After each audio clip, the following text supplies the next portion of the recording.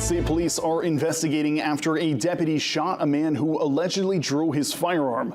Officials say a woman called 911 saying that her son, 35-year-old Eric Thor Himpler, was going to burn down their home along Weed Field Road in Stonington. Authorities say when a deputy arrived, he found Himpler walking along the road and gave commands to stop, to which he refused.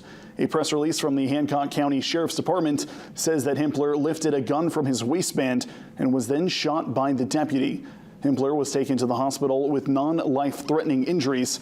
The deputy that shot Himpler has been placed on administrative leave, as is standard protocol.